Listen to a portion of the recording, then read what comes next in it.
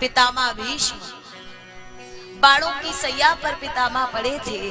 पितामह ने पूरा जो युद्ध देखा है, बहुत पहले ही बाणों की सैया पर आ गए हैं और पूरा युद्ध वहां से देखते जाते हैं। और कोई आता है, आने की आहट होती है तो लगता है, आने की आहट हो तो लगे मेरा गोविंद आया है। इच्छा मृत्यु का वर प्राप्त है, लेकिन संकल्प है कि जिस समय देहांत काले तुम सामने हो,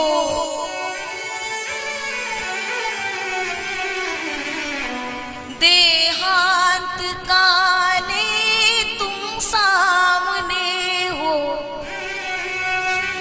बस मुरली बजाते मन को लुभाते। ए गोविंद, यही नाम मुख से मैं गाता रहूं,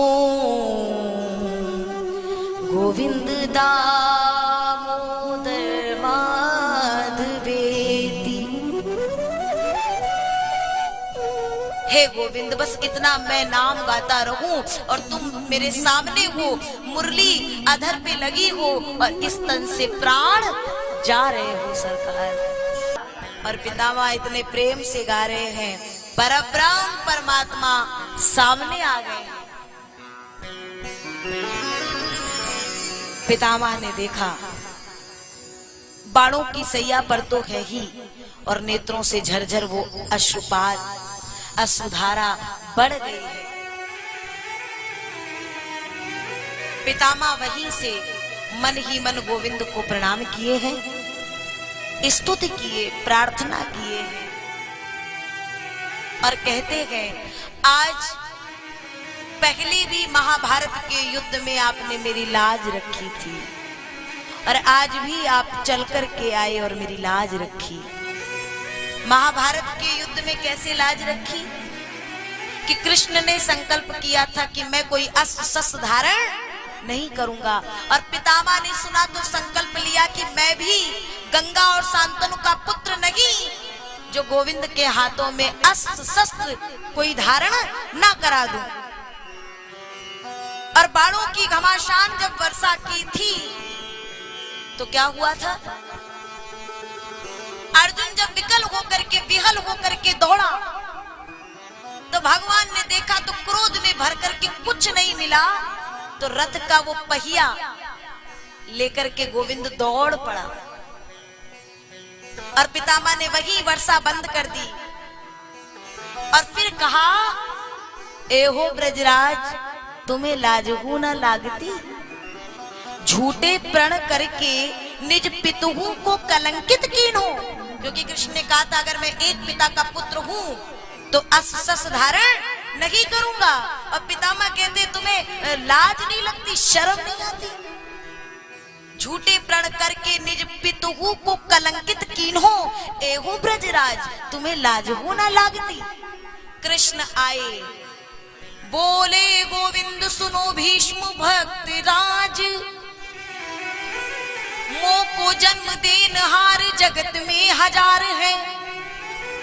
कौन से पिता की बात करोगे, मुझे तो जन्म देने वाले हजारों हैं, और उन हजारों में कौन कौन है, सिंह खंभ पृथ्वी, सिंह खंभ पृथ्वी पाषाण से प्रकट होत। कभी सिंह से, कभी पृथ्वी से, कभी तो पत्थर से, जहां जैसे आना होता है आ जाता हूं। तो सिंह खंभ पृथ्वी पाषाण से प्रकट होत, कहां लगी बखानों मेरे अमित अवतार है।